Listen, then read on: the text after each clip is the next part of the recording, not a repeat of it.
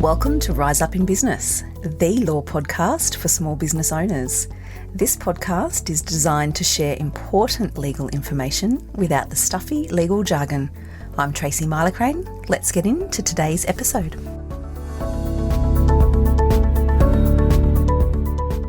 Hello everyone, welcome back to another episode of the Rise Up in Business podcast.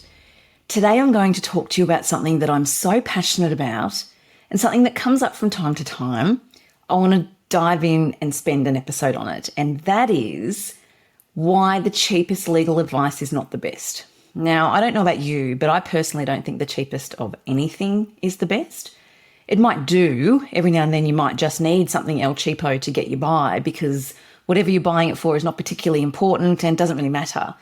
That's not your legal documents though, is it? And it's not your legal advice. So for the purpose of this podcast, when we're talking about business, we're talking about something that matters, not a side hustle, and we're not talking about a situation where she'll be right, it doesn't really matter. So that's the context that I'm sharing this episode on. On a podcast that I listened to by somebody who's really well established in business, she said recently, in what world is the cheapest the best? And that just resonated with me so much, as you can imagine, because from time to time, I'm asked by people, why is it more expensive to get you to draft my legal documents? I can buy a template for $100 or something similar. I'm only asked that by people who don't know me, by the way. Anybody who knows me and long-time listeners of this podcast know my answer, and they know what I think about templates and they know what I think about the cheapest. But in what world is the cheapest the best? Yes, exactly. I had a client on my podcast very early, one of the earliest seasons of the podcast, and we were talking about why it is that she does what she does in business and why it is that she came to me for her legal advice and her strategies. And she made the comment, that which I hadn't heard before, I hear it a lot now, buy cheap, buy twice. And oh my gosh, yes, that applies here too. If you buy something that's cheap, and I've done it when I say to my husband, I need to duck out to IKEA or let's go to Bunnings, I've got this U-Butte idea, I really want to do this. No, it's got to be now, I don't want to wait. Sure enough, against his advice, I rush out and do whatever it is that I wanted to do in haste because, hey, that's me. And then, yes, he's right, a little bit later, he's actually going to have to go and spend the time researching to find something of suitable quality for the longevity that I want, but I was too impatient and I wouldn't wait. So buy cheap, you buy twice. Yes, I experienced that in my household too. When it comes to legal advice, why is the cheapest legal advice not the best? Well, let's think about what you're getting. It's important because proper legal advice and the right legal advice in your business can make or break a situation or your business. Absolutely it can. It can be viewed as a lifeline. If you don't get it right, you can be headed down a wrong path, or you can be headed down a path ill-equipped, ill-informed, completely vulnerable or exposed if you don't get the right advice. So when I'm thinking about this scenario, I think to myself, well, gosh, if you're going to go and jump out of a plane for sport, are you going to shop around to try and find the cheapest parachute? No. Are you going to shop around to try and find the cheapest instructor? You know, the one that's just qualified? No. My life depends on it. I'd like the best, please. I want peace of mind to know that the parachute and the instructor know what they're doing and I've got good quality parachute. The same applies in business when you're talking about your legal advice. Are you going to want to go with the cheapest and someone who's just qualified and never really done all that much, and someone who's not seasoned and someone who doesn't necessarily have any experience whatsoever in my particular area, but it's cheap, so I'll take it? I would think that most people listening to this podcast would be saying, no, Tracy, I agree with you. I absolutely don't want that either. I want somebody who is seasoned, experienced, who knows what they're talking about, someone who's niched, someone who can guide me, someone who can add value, someone who knows what they're doing. It's much like the arena. When we're choosing a player, so we're choosing a lawyer in this case, we're choosing where we're going to get our legal advice. I want to get it from someone who's been in the arena, who's had the fight, who knows what they're doing, someone who's got the experience.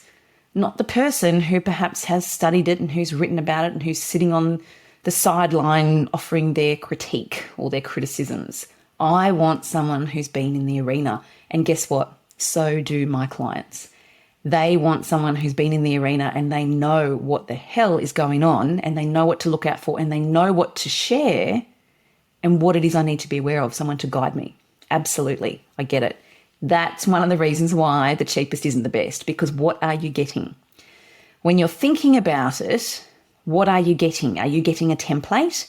Are you getting a tick a box answer? Are you getting advice from a textbook or that someone's Googled? Or are you getting a lawyer who is going to invest their time and their energy to understand your business and know your business, to dive in and ask some questions to make sure that you know what it is you're after and to make sure that they're guiding you on anything else that you need to know, and somebody who has the experience and the expertise that you need to answer your question to guide you on your path in your business? I'll bet you it's the latter. When it comes to legal advice, I do see, because people have drawn my attention to it over the years, but I do see some virtual online legal platforms who offer express consults with lawyers, some template documents, subscriptions for something like $100 a month, and you can get 24 months of on-tap legal advice. But what I've come to realise from clients who have reached out to me after going down that unfortunate path is that most of what they're able to access is limited, severely or significantly limited to particular questions only. If it's anything out of the ordinary, we can't help you. Tick box templates, provided you're not doing anything particularly unique or different in your business. So really is limited. So what you're getting with that cheap legal advice is very limited. It's very restrained, and you don't know whether it's going to meet your needs and suit you because you're not a lawyer and you don't know what it is that you need. So you're still feeling exposed and vulnerable. So the idea, in my view, of reaching out to a lawyer to be part of your team and to give you the advice and support that you need is because you need somebody who's got the expertise and who knows all the things that you don't. If you're asked by a lawyer on one of these virtual online law firm arrangements, what is it that you need? Fill out this form and we will give it to you. How do you know? How do you know what to tick? Because as I understand it, they need more than I need terms and conditions for my service offering. Well, yes, but then they ask you a series of questions that you have to fill out so they can complete their template. And if you don't know the answers to those things, too bad, so sad, they can't advise you because that's specialised. So really, the theme here, as you can hear coming through, is when you're getting something so cheap, there's a reason for it and it falls short of where it needs to be and of where you deserve it to be. In my experience, anybody good at anything in their professional life niches in. So I'm sure you've heard the phrase, a jack of all trades and a master of none. So we don't want a jack of all trades and a master of none when it comes to something so specialised like legal advice. If it's something specialised that you need, you want somebody with significant expertise in that particular area. So if you need a business lawyer, you don't go and see someone for conveyancing or for a will. And similarly, if you need a will, you don't come and see me. You don't come and see a business lawyer. Those of us that are really good at our craft don't dabble in other areas. We respect other professionals and we're aware of what our boundaries are. So I wouldn't do a will for you any more than I do your property conveyance for you or your mum and dad.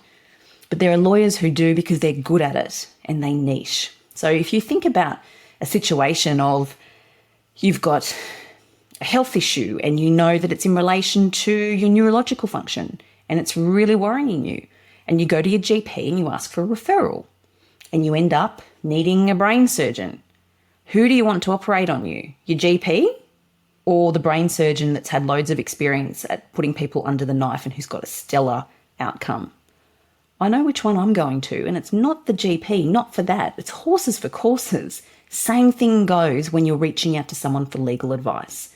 It was only very recently that a client came to me and said, look, the other side, I handed over our agreement. I won't go into any more detail than this, but I handed over our agreement and the other side gave it to their friend who's a newly admitted lawyer, and she's got these comments. And I read those comments and I was really worried because the comments made it very clear that the person reading it, i.e. the new lawyer, didn't understand what she was reading. And these poor people who had gone to her to get advice because she had the label lawyer, or she had the title lawyer, thought that she must know all the things, but she didn't. And it was very clear from the comments she made. So when you're seeking professional advice, that's what the cheapest is going to get you. You've got to ask yourself, what is the cheapest getting here? When it comes to cheap legal advice, what you're getting is vulnerability and exposure, when what you should be getting is confidence, peace of mind, and a solid legal framework to move forward. That, my friends, is why the cheapest is not the best. Because somebody with the experience, with the expertise, who is seasoned, who's been in the arena, who knows what it is that they need to know to be able to do what it is that they're doing, they would charge for it. They charge their worth. As you charge your worth in your business, they will charge their worth in their business. I see it too often. I think it's scary. And I'm hoping that this episode, it will shed a little bit of light on what it is to look out for when you are seeking legal representation, when you're looking for a lawyer to be a part of your team. What else do you need to be focused on other than the price? This is not a podcast where I'm saying to you price is not important. It is. Budget is a reality of any small business. Cash flow is real. We've got to balance it out. But when you're triaging and you're working out where to spend your money and when, my view, for the reasons I've outlined on this episode and previous episodes, is that the legal advice needs to be at the top, most definitely above business coaches, web branding, social media, marketing. Because if you don't get that right, you could be setting yourself up for failure. And if you end up in a situation which is a result of cheap or no legal advice, it can cost you big time. It can cost you a lot in terms of the ability to continue trading. It can cost you a lot in terms of the risk, your reputation, the whole lot. It's not worth it, and it can be avoided. That's it for today's episode. That's my take, and that's what I wanted to share with you on why the cheapest legal advice is not the best. It's clearly not. After listening to this episode, if you were ever in any doubt, you know now why it's not. If you think that you need legal help, if you're not sure if you've got the right legal documents in place, if you're not quite sure what you need, please jump over to the website and have a look at the masterclasses on there. I've recorded a series of masterclasses to help business owners like you spend some time on your own to work through, just to listen to all the things that I share in these masterclasses so that you know where you sit with your business, what you need, what you've got, and you can work it out and get some real clarity then so that you're a little clearer when you do reach out to someone like me or your business lawyer to get some help on up-leveling or next steps with your legal documents. As always, thanks for listening. I'll catch you next time.